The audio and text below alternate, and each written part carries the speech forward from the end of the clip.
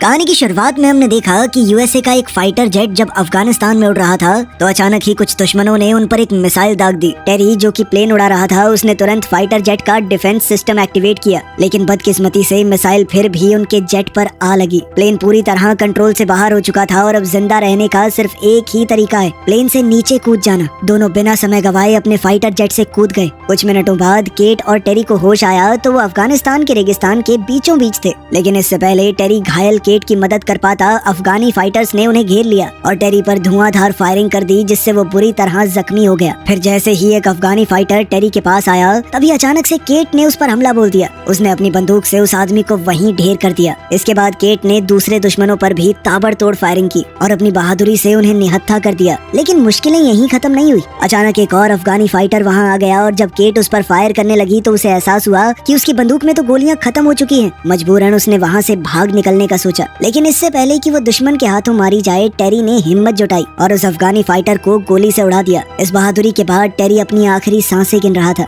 इस हादसे से केट पूरी तरह टूट चुकी थी। वो अपने साथी के पास गई तो टेरी ने उससे माफी मांगी क्योंकि वो उन दोनों को उस मुश्किल से बाहर नहीं निकाल पाया। ये सुनकर केट की आंखें भर आई। अब उसका सिर्फ एक मकसद था, किसी भी तरह रेस्क्यू टीम से बात करना।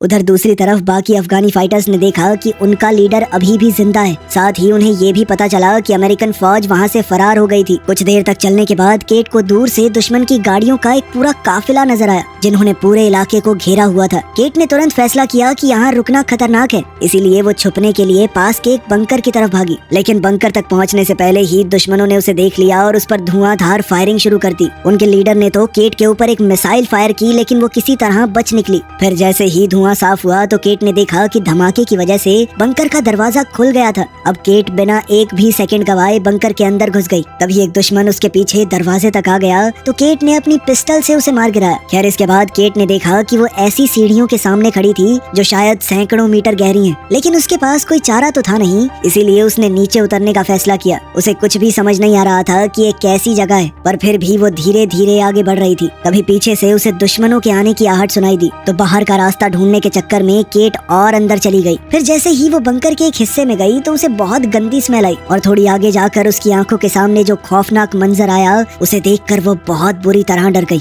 असल में वहाँ किसी की लाश बहुत बुरी हालत में पड़ी थी। इतना ही नहीं बल्कि केट को वहाँ एक रहस्यमयी डिवाइस भी मिला जिसके साथ कई कागज और रिकॉर्ड्स मौजूद थे जिनमें यहाँ पर हो रहे भयानक एक्सपेरिमेंट्स के बारे में लिखा गया था। उसी पल अचानक उसे दुश्मनों के आने की आहट सुनाई दी तो केट तुरंत अपनी लाइट स्टिक को दूर फेंक कर एक बड़े पिलर के पीछे छुप गई। उसी पल अफगानी फाइटर में से एक ने जनरेटर ऑन कर दिया जिसके चलते चारों तरफ रोशनी हो गई और तभी एक भयानक राज का पर्दाफाश हुआ। असल में वहाँ सैकड़ों कैप्सूल थे जिनमें इंसानों की लाशें बंद करके रखी गई थी। अब जैसे ही दुश्मनों का ध्यान हिला तो इस मौके का फायदा उठाते हुए केट ने अपनी फाइटिंग स्किल्स का इस्तेमाल करके अचानक उनमें से एक की बंदूक छीन ली। केट को देखते ही अफगानियों ने एक के बाद एक उस पर धुआंधार फायरिंग शुरू कर दी जिसके चक्कर में एक कैप्सूल टूट गया और उसके अंदर रखी हुई लाश जमीन पर आ गिरी। अब अपनी जान बचाने के लिए केट पास ही में मौजूद एक हैच में नीचे उतर गई। जैसे ही उनके लीडर ने देखा कि केट सुरंग में घुस गई है तो उसने अपने आदमी को उसका पीछा करने का हुक्म दिया ताकि उसे चारों तरफ से घेरा जा सके। फिर उसने चिल्लाकर दूसरे आदमी को वहीं रुकने को कहा ताकि अगर केट वापस लौट कर आए तो भी बच ना पाए। वो आदमी अपनी जगह संभालते हुए धीरे धीरे उस लाश की तरफ बढ़ रहा था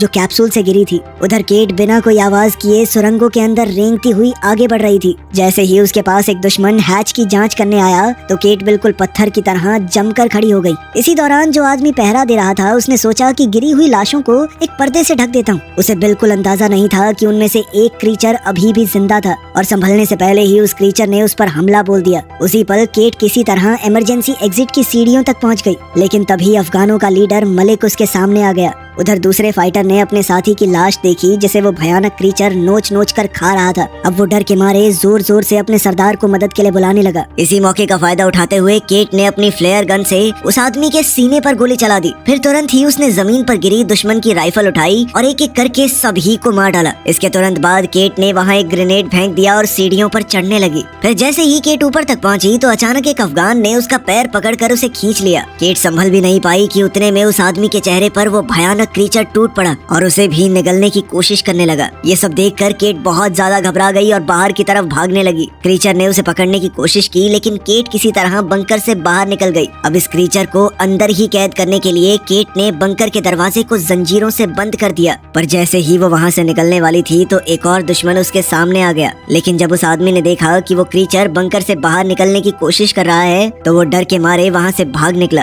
तब केट भी अपनी जान बचाकर फरार हो गई, लेकिन कुछ दूर जाते ही अपनी गहरी चोट की वजह से वो जमीन पर गिर पड़ी। इस दर्द को सहने और चलना जारी रखने के लिए उसने दवाई का सहारा लिया। फिर कुछ दूर जाने पर अचानक फौजियों की गाड़ी उससे जा टकराई। जैसे ही फौजियों को एहसास हुआ कि ये तो उनकी ही साथी है तो वो तुरंत उसकी मदद के लिए दौड़े। फिर अगले दिन केट को आर्मी कैंप में ले जाया गया। वहाँ उसकी मुलाकात यहाँ के मेजर रॉय से हुई। तो केट ने उसे समझाने की कोशिश की कि उस बंकर में कुछ बहुत ही गलत हो रहा है, लेकिन रॉय ने उसकी बातों पर विश्वास नहीं किया। उसने कहा कि लड़ाई के बाद से हालात काफी बिगड़ चुके हैं, इसलिए इस वक्त उनका पूरा ध्यान मेन मिशन पर होना चाहिए। गुस्से में केट ने उस भयानक क्रीचर के बारे में विस्तार से बताया जिसे उसने भागते वक्त देखा था, लेकिन रॉय अपने फैसले से हिला नहीं। केट को जो डिवाइस लैब में मिला था, रॉय ने उसे भी अपने कब्जे में ले लिया और उसे कैंप के डॉक्टर के पास भेज दिया। इसी बीच सैनिकों की एक टुकड़ी एक कैदी को लेकर वहाँ पहुंची तो रॉय ने कहा कि इससे पूरी जानकारी निकलवाओ। वहीं बाहर सार्जेंट टॉम केट को शांत करने के लिए आया, क्योंकि वो रॉय के रवैये से काफी गुस्से में थी। खैर बाद में जब पैरामेडिक के पास केट का इलाज चल रहा था तो सार्जेंट टॉम सार्जेंट जोन्स के साथ वहाँ पहुंचा। उन्होंने केट से कहा कि हमें तुम्हारी बात पर पूरा भरोसा है, लेकिन बंकर में वापस जाने से पहले उन्हें ये जानना जरूरी है कि वहाँ हुआ क्या था। ये सुनते ही केट ने एक रशियन लाइन लिखी जो उस बंकर के दरवाजों पर लिखी हुई थी। उसकी याददाश्त बहुत तेज है तो उसे सब कुछ अच्छे से याद था,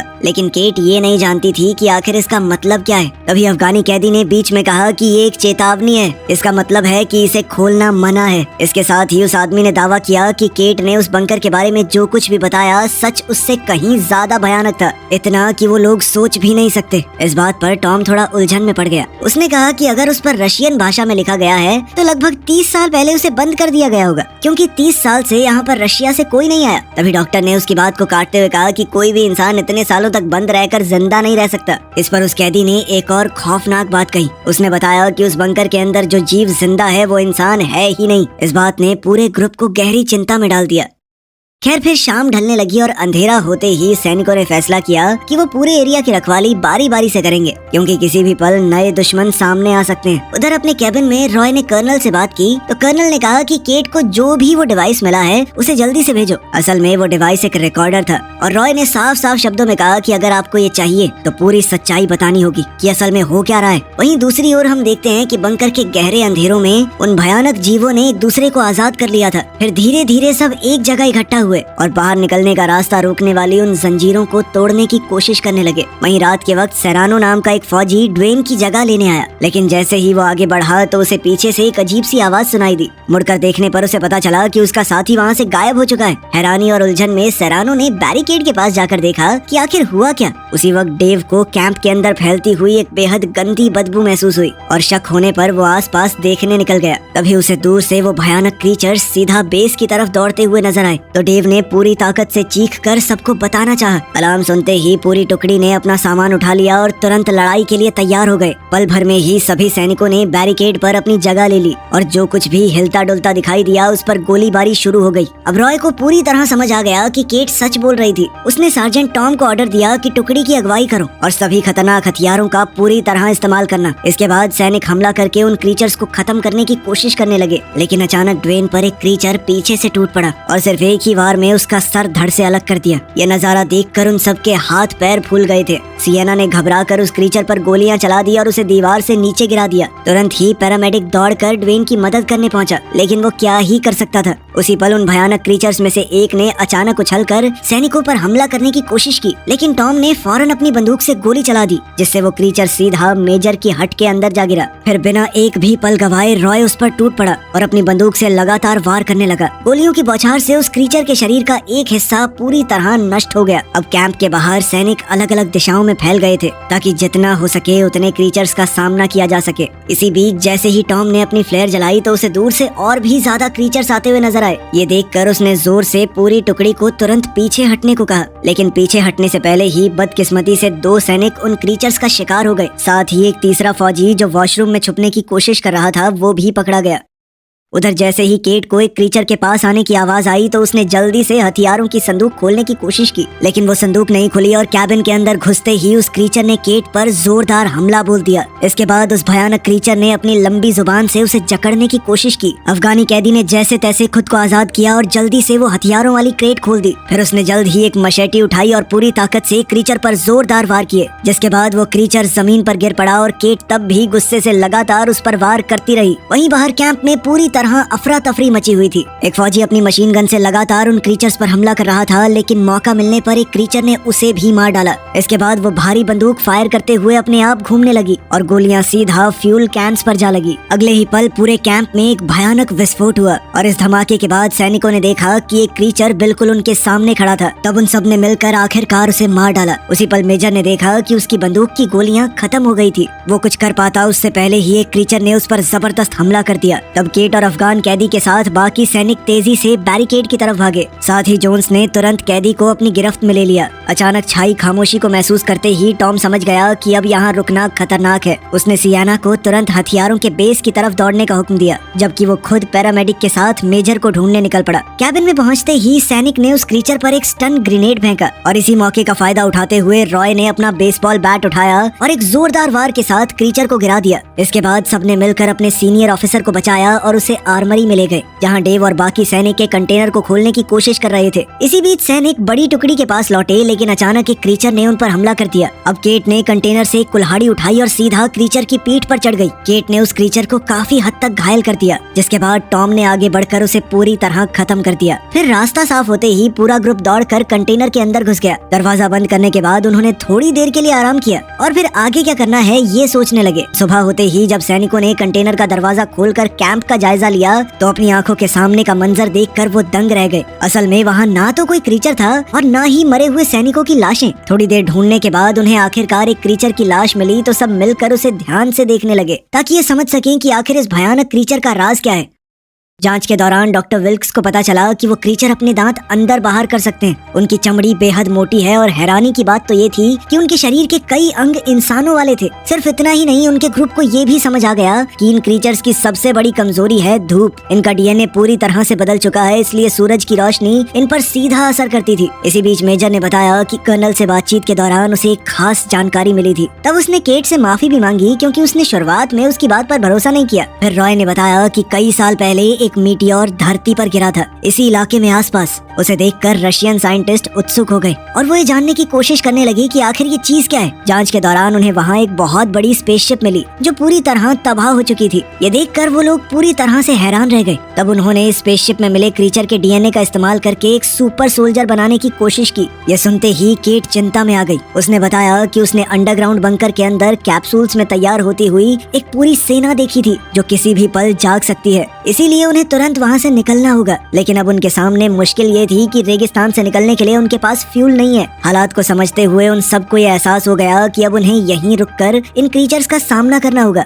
रॉय ने सबके सामने वादा किया कि वो आखिरी सांस तक अपने साथियों के साथ लड़ता रहेगा। तभी अचानक टेबल पर पड़ा हुआ वो क्रीचर दोबारा से जिंदा हो गया। वो चारों तरफ मौजूद लोगों पर हमला करने लगा और अपनी लंबी जुबान से केट का सर निगलने की कोशिश की। तब खुद को बचाने के लिए केट ने जोर से अपना सर ही उस क्रीचर पर दे मारा। तब रॉय को एहसास हुआ कि ऐसे तो उसकी पूरी टुकड़ी ही खत्म हो जाएगी। तब उसने अपना ग्रेनेड निकाल लिया और बिना एक भी पल सोचे रॉय सीधा उस मॉन्स्टर पर कूद पड़ा। अगले ही पल जबरदस्त विस्फोट हुआ जिसमें उसका शरीर पूरी तरह से नष्ट हो गया। तभी टॉम घबराकर अपने दोस्त की मदद करने के लिए दौड़ा, लेकिन रॉय को बचाया नहीं जा सकता था। खैर, खुद को संभालने के बाद टॉम अब उस कैदी के पास गया और उसे आजाद करने का फैसला किया। वो चाहता था कि अब वो मिलकर काम करें क्योंकि उस आदमी ने उनसे एक बात भी झूठ नहीं बोली। इसके बाद पूरी टुकड़ी इकट्ठी हुई और वो सब अपने हथियारों, सामान और गोली बारूद का हिसाब लगाने लगे। जल्द ही उन्हें समझ आ गया कि अगर दोबारा हमला हुआ तो उनके पास इतना गोली बारूद नहीं है कि वो उसे रोक सके। इसीलिए उन सब ने मिलकर एक फैसला लिया कि इससे पहले वो क्रीचर्स उनके ऊपर हमला करें, वो पहले ही बंकर पर हमला करके सारे क्रीचर्स को वहीं खत्म कर देंगे। इस आखिरी मिशन के लिए जल्दी ही सैनिकों ने पूरी तैयारी कर ली। टॉम ने सबसे कहा कि हमारा काम सिर्फ इतना सा है कि हमें बंकर के बाहर बम लगाकर विस्फोट होने से पहले वहाँ से निकलना है। जैसे ही वो बंकर के पास पहुंचे तो टॉम, जेम्स, केट और वो कैदी कबीर सिर्फ ये 4 लोग बंकर के अंदर घुसे, बाकी फौजी बाहर ही रुक गए। उन्होंने बिना वक्त बर्बाद किए अलग अलग जगहों पर विस्फोटक लगाकर वहाँ से निकलना शुरू कर दिया। लेकिन बाहर निकलते हुए टॉम की नजर जमीन पर पड़े हुए एक मेडालियन पर गई, जो असल में केट का था। उसे उठाने के लिए जैसे ही वो सीढ़ियों की तरफ बढ़ा तो अचानक एक क्रीचर ने उसे पकड़कर जोर से नीचे खींच लिया। कुछ ही सेकंडों बाद केट को रेडियो पर टॉम की आवाज सुनाई दी। उसी पल उसे समझ आ गया कि क्रीचर्स ने टॉम को कैदी बना लिया है। अपने दोस्त को बचाने का पक्का इरादा करते हुए केट ने बाकी सैनिकों के साथ फिर से नीचे जाने का फैसला किया ताकि टॉम को ढूंढकर वापस लाया जा सके। अब एलिवेटर क्रेन को चलाने के लिए विल्क्स मिलिट्री व्हीकल के अंदर ही रुका रहा। हालात बहुत खराब थे, लेकिन फिर भी सभी लोग नीचे अंडरग्राउंड एरिया तक पहुंच गए। इसी दौरान मेडिक को रेडियो पर एक अलर्ट सुनाई दिया, जिसमें ऑर्डर्स मिले कि अगले 20 मिनट के अंदर अंदर उन्हें पूरे इलाके को खाली करना होगा। तब घबराकर विल्क्स ने तुरंत सबको बताया कि हमें जल्दी निकलना है, जल्दी करो। इसके बाद पूरी टुकड़ी टॉम की तलाश में निकल पड़ी, जबकि डेव एलिवेटर की सुरक्षा के लिए अपनी जगह पर ही बना हुआ था। उधर टॉम ने किसी तरह अपनी जेब में मौजूद चाकू का इस्तेमाल करके उस क्रीचर को खत्म कर दिया, जिसने उसे बंदी बनाकर रखा हुआ था। आजाद होते ही वो अपने साथियों को ढूंढने निकल पड़ा। जैसे ही बाकी सब बंकर की लैब में पहुंचे तो वहाँ का मंजर देखकर सभी सन्न रह गए। चारों तरफ उन लोगों की लाशें बिखरी हुई थी जिन्हें क्रीचर्स ने मार डाला था। और जैसे जैसे वो सेंट्रल कैप्सूल के करीब पहुंचे तो उनके सामने एक और भी ज्यादा भयानक नजारा था। उस कैप्सूल के अंदर एक बहुत बड़ा मॉन्स्टर तैयार हो रहा था। इसी बीच टॉम पर पीछे से क्रीचर ने अचानक हमला कर दिया, लेकिन जैसे ही उसे केट की आवाज सुनाई दी तो वो तुरंत लैब की तरफ भागा, जहाँ उसके साथियों ने अपने हथियारों से उस क्रीचर को खत्म कर दिया। उसी वक्त विल्क्स ने देखा कि कई अफगानों ने उस बंकर को घेर लिया है। वो तुरंत व्हीकल के ऊपर लगे हुए हथियार तक चढ़ गया और बिना रुके उन पर फायरिंग शुरू कर दी ताकि खतरे को दूर रखा जा सके। उधर एलिवेटर के पास डेव कई सारे क्रीचर्स से घिर चुका था। उन पर गोलीबारी करते हुए उसने इमरजेंसी अलार्म भी एक्टिवेट कर दिए। अब तक केट को एहसास हो चुका था कि मॉन्स्टर्स ने उन्हें फंसाने के लिए जाल बिछाया है। उसने तुरंत ग्रुप से कहा कि हमें जल्दी से यहाँ से निकलना होगा, और फिर उन्होंने पीछे हटकर दरवाजा बंद कर दिया। लेकिन जोन्स को ये बात समझ आ चुकी थी कि क्रीचर्स क्रैंक को घुमाकर दरवाजा खोल सकते हैं, इसीलिए उसने पूरी ताकत से क्रैंक को पकड़ लिया और अपने साथियों से कहा कि वो सभी वहाँ से निकल जाएं, जबकि वो खुद दुश्मनों को रोकने के लिए पीछे रह गया। उधर बाहर विल्क्स की बंदूक की गोलियां खत्म हो गई थी। उसने जल्दी जल्दी रीलोड करने की कोशिश की, लेकिन उसे बिल्कुल अंदाजा नहीं था कि एक अफगानी बिल्कुल उसके नीचे मौजूद था। इसी बीच बंकर से निकलते हुए सियाना के कानों में पीछे से एक भयानक गरज सुनाई दी। वो खुद वहीं रुक गई ताकि उसके बाकी साथी सुरक्षित तरीके से एग्जिट तक पहुंच सकें। थोड़ी ही देर में पूरी टुकड़ी एलिवेटर तक पहुंच चुकी थी, लेकिन जैसे ही टॉम को एहसास हुआ कि सियाना उनके साथ नहीं है तो उसने तुरंत उसे बचाने का फैसला किया। उसने बाकी सबको ऑर्डर्स दिए कि अगर मैं 5 मिनट के अंदर अंदर बाहर नहीं आया तो सारे बॉम्ब्स एक्टिवेट करके वहाँ से निकल जाना। उधर सियाना पर एक क्रीचर ने अचानक हमला कर दिया। वो आसपास पड़े सामान का इस्तेमाल करके अपने दुश्मन का सामना कर रही थी। गुस्से में वो लगातार वार करती रही और आखिरकार उसने क्रीचर को खत्म कर दिया। लेकिन तभी पीछे से एक और क्रीचर आया और उसके चेहरे के एक हिस्से को बुरी तरह नोच लिया। ये वार इतना भयानक था कि सियाना की मौके पर ही मौत हो गई। ये देखकर टॉम गुस्से से भर गया। उसने एक चाकू उठाया और डस्टबिन के ढक्कन को ढाल बनाकर क्रीचर से लड़ने लगा। वहीं जोन सब इस सब से बहुत थक चुका था। उसने दरवाजे से हटकर अपना डेटोनेटर निकाला और अपने दोस्तों को बचाने के लिए खुद शहीद हो गया। इस जबरदस्त विस्फोट में उसके आसपास मौजूद सारे म्यूटेंट खत्म हो गए। धमाके की आवाज सुनते ही टॉम समझ चुका था कि अब वहाँ रुकना मौत को दावत देने के बराबर है। उसने तुरंत वहाँ से भागने का फैसला किया। वहीं बाहर एक अफगानी ने पैरामेडिक पर हमला बोल दिया। वो अपने चाकू से विल्क्स को मारने ही वाला था, लेकिन उसने जैसे तैसे अपनी जान बचाई। फिर हर एक दुश्मन से बहादुरी से लड़ते हुए उसने क्रेन एक्टिवेट की ताकि वो पूरे ग्रुप को ऊपर खींच सके। लेकिन दिक्कत ये थी कि ब्लास्ट के चलते मैकेनिज्म का एक हिस्सा डैमेज हो गया था, जिस वजह से गाड़ी आगे की तरफ चलने लगी। विल्क्स ने घबराकर गाड़ी को रोकने की पूरी कोशिश की। वहीं एलिवेटर के अंदर केट, कबीर और डेव एक साथ मिलकर दर्जनों क्रीचर्स का सामना कर रहे थे। अचानक एक क्रीचर ने अपनी बाजू से डेव के सर पर वार किया और वो वहीं पर ढेर हो गया। जैसे ही पैरामेडिक को समझ आया कि क्रेन को अब रोका नहीं जा सकता तो उसने गाड़ी की दूसरी तरफ कूदने का फैसला किया। इसी बीच उनकी लड़ाई के दौरान कबीर को सीढ़ियों के ऊपर मिलिट्री व्हीकल दिखाई दिया, लेकिन तभी एक क्रीचर ने उसे पकड़ लिया और कबीर समझ चुका था कि अब उसका बचना मुश्किल है। उसने जोर से चिल्लाकर केट को प्लेटफॉर्म से कूदने को कहा। उसकी वजह से बिल्कुल ऐन मौके पर केट की जान बच गई, जबकि एक जबरदस्त धमाके में कबीर और बाकी सभी क्रीचर्स खत्म हो गए। कुछ सेकंडों बाद केट की मुलाकात टॉम से हुई। दूसरी तरफ विल्क्स पर अभी भी कुछ दुश्मन जानलेवा हमला हमला करने वाले थे, लेकिन आखिरी पल पर उनकी टीम वहां पहुंची और अपने हथियारों से सबको खत्म कर दिया। थोड़ी देर बाद उनके ग्रुप ने देखा कि मिलिट्री प्लेन एक न्यूक्लियर मिसाइल फायर कर रहा है। तब वो लोग तुरंत एक गाड़ी में बैठकर वहां से भागने की कोशिश करने लगे। आखिरकार एक बड़ा बम जमीन पर आ गिरा और रेगिस्तान के कई किलोमीटर के इलाके में सब कुछ तबाह हो गया। इस धमाके में मुश्किल से सिर्फ 3 लोग अपनी जान बचा पाए थे। वो ये समझ चुके थे कि यह हमला इस बात को यहीं दबा देने के लिए किया गया था और उन्होंने भी बिना पीछे देखे हमेशा के लिए उस जगह को छोड़ दिया।